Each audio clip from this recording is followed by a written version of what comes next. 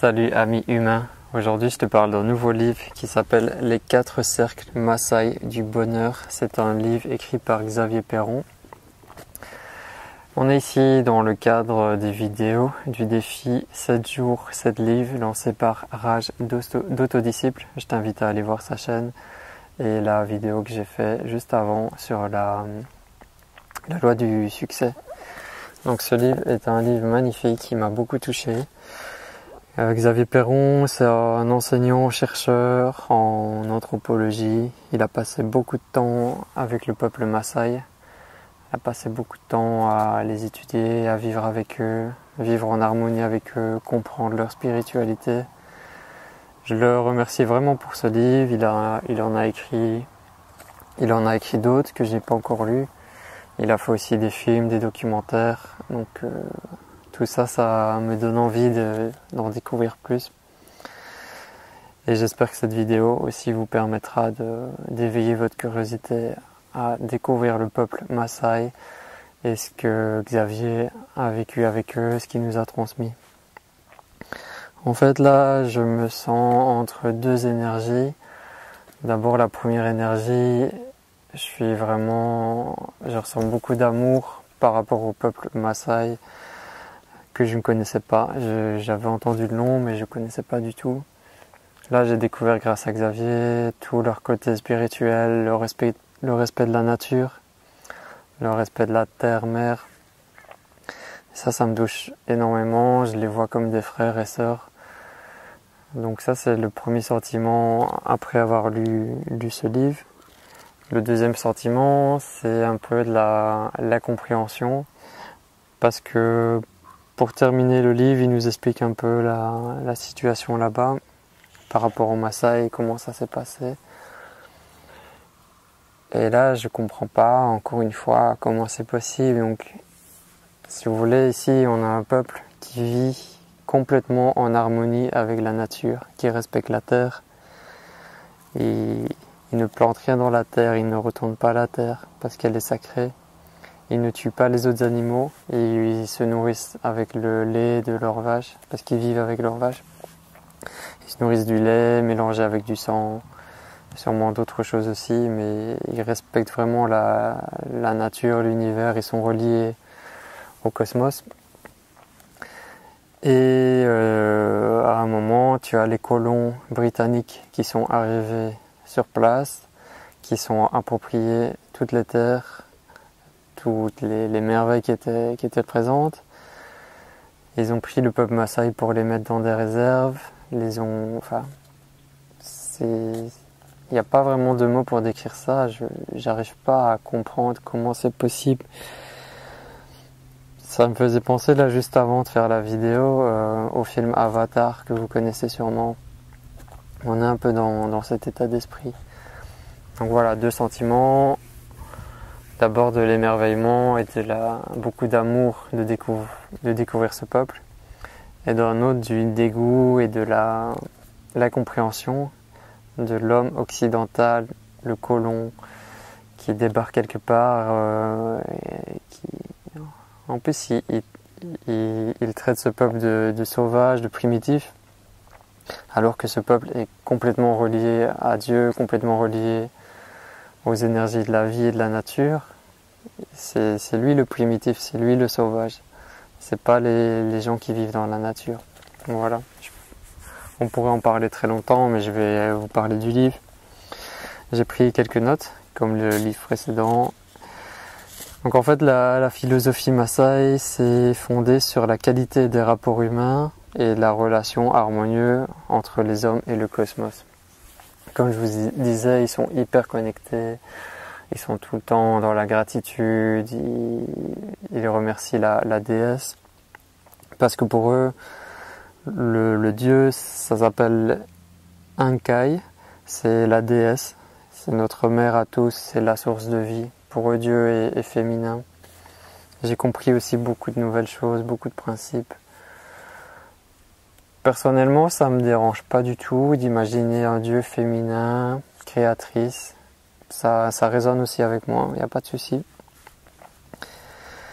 Donc le titre du livre, c'est les quatre cercles du bonheur. Donc ces 4 cercles, ça décrit un peu l'évolution de l'être pour arriver à une libération. C'est complètement en accord avec mon livre précédent de Yogananda. On retrouve les mêmes valeurs, les mêmes principes, comme quoi tout est lié. Je vais vous citer les 4 cercles et on va un peu développer. Et je vais essayer que ça soit pas trop long aussi. Le premier cercle, je recherche le bon ordre pour recevoir la force du féminin sacré et vivre en harmonie. Ça, c'est le premier principe. Rechercher le bon ordre dans le sens sortir du mental, sortir des dogmes, des choses que des gens ont décidé pour toi. Donc, il faut savoir, pour eux, ils perçoivent les 2 mondes masculin et féminin comme étant incomplets. L'unité en soi ne peut s'accomplir qu'en mettant en pratique une 3e catégorie, le féminin sacré. Le féminin sacré, c'est quoi? C'est revenir vers soi, s'éveiller à sa sensibilité. Donc c'est pas, il y a le masculin et le féminin sacré. C'est pas, il y a le féminin et le féminin sacré. Il y a le masculin, le féminin, mais il y a une 3e dimension qui est le féminin sacré. Et souvent, quand j'entendais parler de féminin sacré, je me disais, oui, ça me concerne pas vu que je suis un mec. Mais là, je comprends beaucoup mieux et ils expliquent aussi, Xavier explique que même les hommes très respectés, les anciens, plus ils deviennent vieux, plus ils vont vers la féminité aussi, la douceur, la sensibilité. Il y a des pronoms féminins pour les désigner. Donc ça, c'est très beau. J'ai un petit passage à vous citer par rapport à la méditation. Moi, je l'ai relié à la méditation. Je vais vous citer, vous verrez comment ça résonne en vous. Donc, il y a un terme qui s'appelle Engoru Enki To. C'est tout simplement faire silence plusieurs fois par jour pour franchir la porte de sa dimension inconnue et se rencontrer au meilleur de soi-même. Un acte de ressourcement et de régénération qui, chez vous, à qui j'ai tant de joie à faire cette confidence, deviendra très vite indispensable si vous prenez véritablement soin de votre propre vie. Commencez par faire le vide en vous. Ne retenez pas vos pensées, vos émotions, vos jugements, tout ce qui cause des peurs infondées. Entraînez-les vers votre cœur. Votre cœur les transformera aussitôt en vive énergie. C'est une pratique courante et naturelle chez les Maasai. Nul besoin de recourir à un rituel ésotérique ou à un maître pour y parvenir.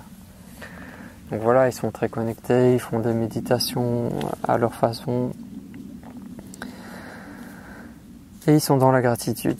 Ça, c'est des choses qui reviennent beaucoup dans le livre. Il y a un passage qui m'a beaucoup plu. Il nous parle aussi de l'importance de se remémorer nos instants avant la naissance, comment on était dans le ventre de notre mère, comment on s'y sentait. Et on peut reproduire ces sensations, par exemple en dormant en position du fœtus, un peu recroquevillé. C'est amusant de lire ça parce que moi je dors de cette façon depuis, je sais pas, peut-être quelques années ou quelques mois. Et je me sens vraiment en totale sécurité et connecté quand je suis de cette façon.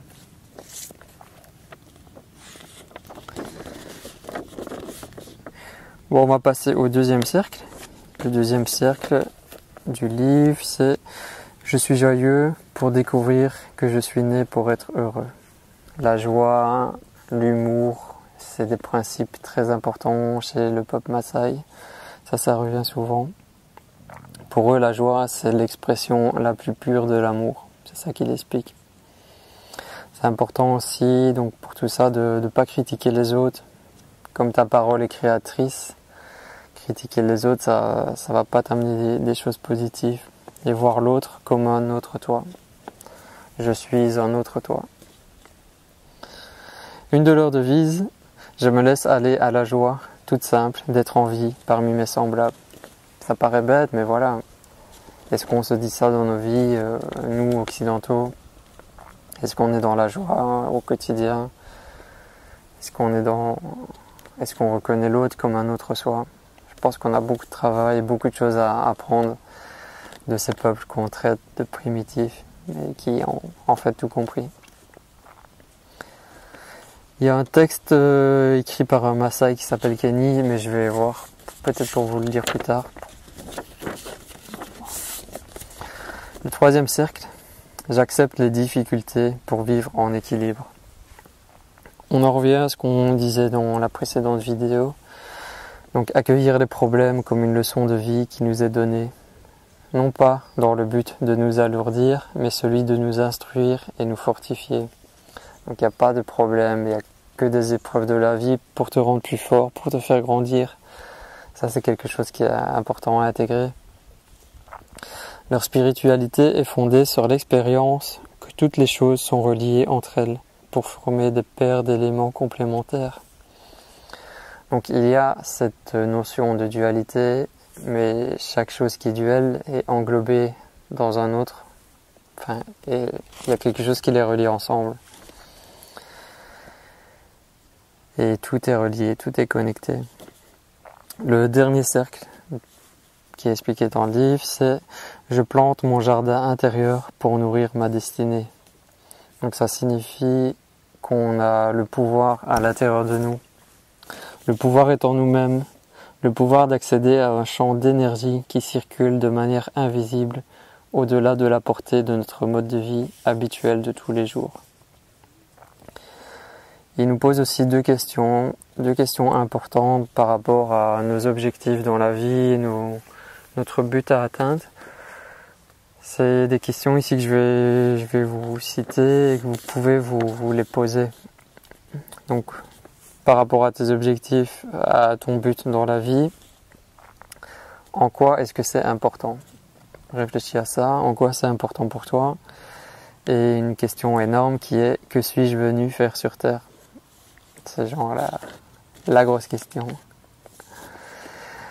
Un petit dernier élément que j'ai relevé, il compare la nature à une immense toile d'araignée, menacée de mort si un seul de ses fils n'a pas été respecté.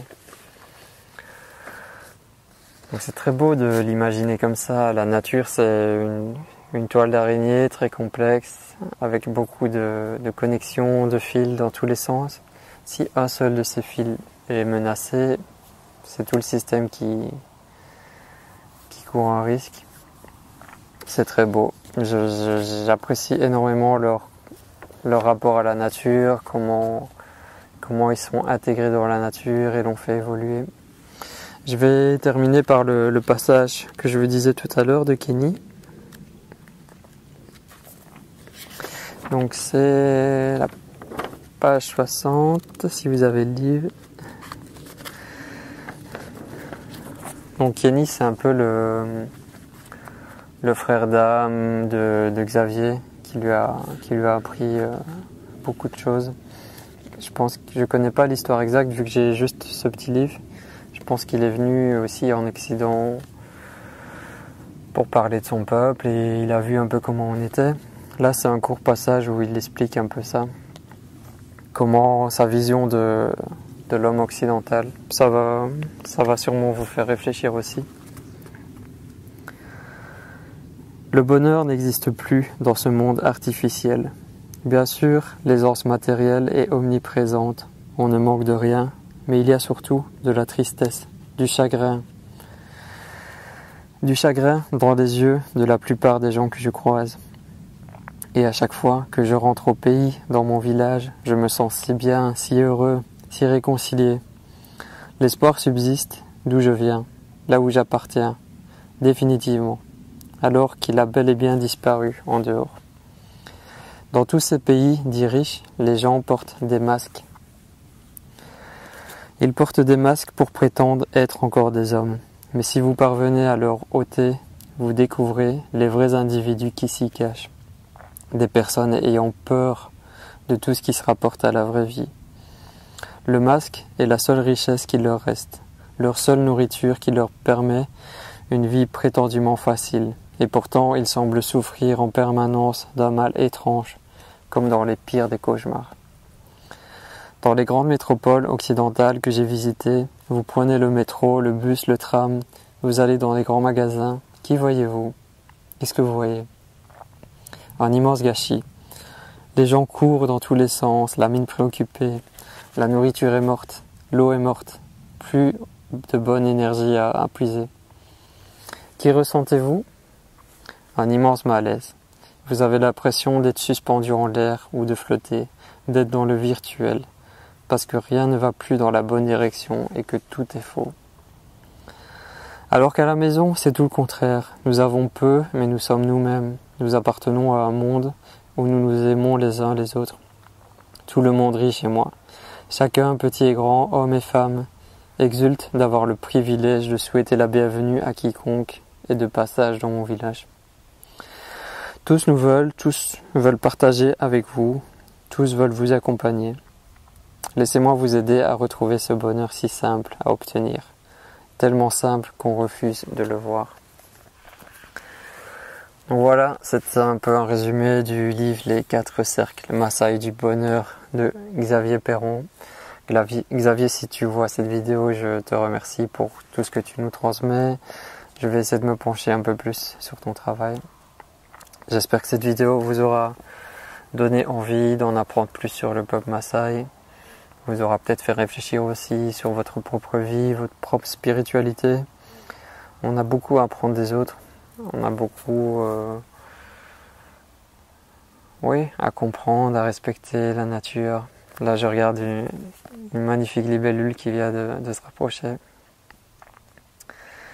N'hésitez pas à partager, à commenter, à vous abonner en conscience. Si ce que je fais vous plaît, vous parle, il y aura encore beaucoup d'autres vidéos.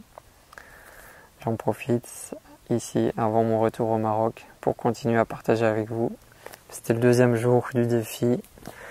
Il me reste encore 5 livres à partager avec vous. Et n'oubliez pas, seul l'amour nous sauvera. Alors propagez l'amour autour de vous, propagez la paix et montrez au monde que l'homme est aussi capable de belles choses. Peace.